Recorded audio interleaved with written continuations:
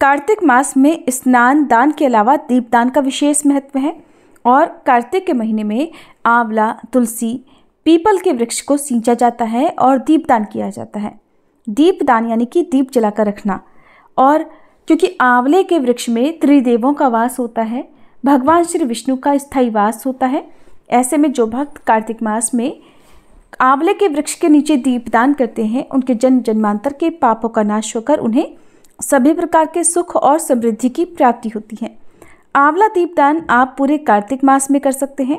यदि कार्तिक मास में अब तक आप नहीं कर पाए हैं तो अंतिम 5 दिनों में, जिन्हें पंचभीखु कहते हैं, या वैकुंठ चतुर्दशी के दिन, आंवला नवमी के दिन या फिर कार्तिक पूर्णिमा के दिन भी आप आंवला दीपदान कर सकते हैं। आंवलों का दान करना, आंवले के वृक्ष के नीचे दीपदान करना, इन सभी का अक्षय पुण्य प्राप्त होता है। कितनी संख्या में आंवलों का दीपदान करना चाहिए ये आपकी श्रद्धा पर निर्भर करता है। आप चाहें तो 5, 7, 11, 21 या 108 आंवलों का दीपदान कर सकते हैं। आंवला दीपदान करने के लिए आपको ताजे हरे 5, 7 या 11 आंवले लेने हैं, जिन्हें आप पहले अच्छी तरह से धोकर फिर पोंछ लीजिए। अब जिस जगह पर आंवला टहनी से जुड़ा होता है उस जगह पर आपको चाकू से या फिर किसी भी नुकीली धारदार चीज़ से थोड़ा सा गड्ढा बना लेना है ताकि उसमें आप एक बाती रख सकें। इतना गड्ढा आपको बनाकर रखना है कि उसमें एक बाती समा सके, और ये बाती आप रुई की लगा सकते हैं, और रुई में भी आप घी लगा कर रखते हैं तो ज़्यादा अच्छा रहता है। घी यदि ना लगा पाए तो तिल के तेल का प्रयोग भी आप बाती जलाने के लिए कर सकते हैं।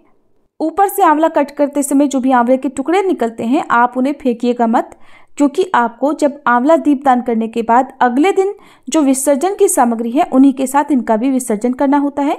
बहुत ही पवित्र वस्तु होती हैं जिनका दीपदान आज के दिन आप कर रहे हैं। उन वस्तुओं को किसी के पैरों में इधर उधर नहीं आने देना चाहिए। अब सभी आंवलों के ऊपर एक एक बाती, गोल बाती बनाकर आप रख लीजिए, और उसके बाद सभी आंवलों का आपको पूजन करना है। जितनी संख्या में आप आंवले दीपदान कर रहे हैं उन सभी पर आपको चंदन, अक्षत, रोली, कुमकुम आदि लगाकर रखना है। सभी पर पुष्प अर्पित करने हैं। ओम धात्रे नमः कहकर आप सभी आंवलों का पूजन करें। उसके बाद आप इन सभी आंवलों को भगवान विष्णु के चरणों में अर्पित करें और आंवला दीपदान करने का संकल्प लें कि आज आप अपनी सामर्थ्य के अनुसार जितनी भी संख्या में आप आंवले दीपदान कर रहे हैं उन संख्याओं को बोलकर इस प्रकार कहें कि आज मैं कार्तिक मास में अपनी क्षमता के अनुसार पूरी श्रद्धा के साथ आंवला दीपदान करने जा रही हूँ। हे श्री विष्णु, हे नारायण भगवान, मेरे द्वारा किए गए इस दीपदान को आप स्वीकार कीजिएगा और इसका जन्म जन्मांतर तक मुझे और मेरे परिवारजनों को पुण्य प्राप्त होता रहे, ऐसा आशीर्वाद प्रदान कीजिएगा।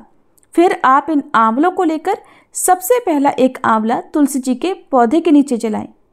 आप शाम के समय, यानी जब शाम की पूजा का समय होता है उस समय इन आंवलों का दीपदान कर सकते हैं, या फिर सुबह सवेरे सूर्योदय से पहले पहले जब सुबह कार्तिक मास की पूजा की जाती है अंधेरे अंधेरे, उस समय भी आप आंवला दीपदान कर सकते हैं।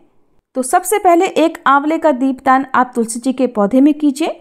दूसरा आंवला आप अपने आसपास कोई भी पवित्र पौधा वृक्ष हो, जैसे शमी का पौधा, आंवले के पेड़ के नीचे भी आप आंवला दीपदान कर सकते हैं। पीपल का वट वृक्ष हो या बेल वृक्ष हो, वहाँ पर भी आप आंवला दीपदान कर सकते हैं।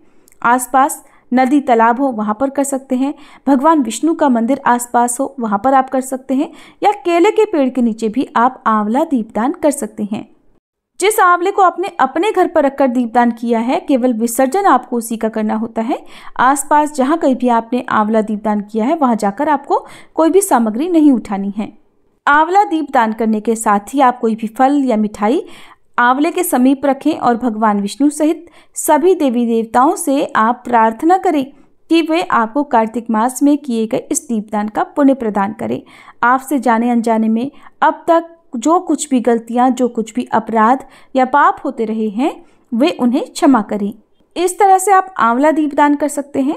और आंवला दीपदान करने के बाद अगले दिन जो भी आंवले हैं यदि बाती उसमें अध जली रह गई हो तो आप उन्हें पानी में विसर्जित कर दीजिए, या गौ माता यदि खा सके तो आप गौ माता को भी बचे हुए आंवले खिला सकते हैं। और जो फल या मिठाई आप आंवला दीपदान करते समय अर्पित कर रहे हैं उसे भोग प्रसाद में अर्पित करने के बाद परिवारजनों में बांटकर स्वयं भी ग्रहण करना चाहिए। तो बहुत ही सरल और आसान सी आंवला दीपदान विधि है, जिसे आप चाहे तो कार्तिक महीने में हर दिन कर सकते हैं। एक आंवले का दीपदान आप हर दिन कर सकते हैं, नहीं कर सके तो अंतिम 5 दिनों में या जो भी पवित्र दिन आप बचे हुए हैं उनमें आप आंवला दीपदान करके पुण्य प्राप्त कर सकते हैं। ये बहुत ही सरल और आसान विधि है। अगर आपको जानकारी अच्छी लगी हो तो वीडियो को लाइक जरूर कीजिएगा और कमेंट बॉक्स में भी बताइएगा।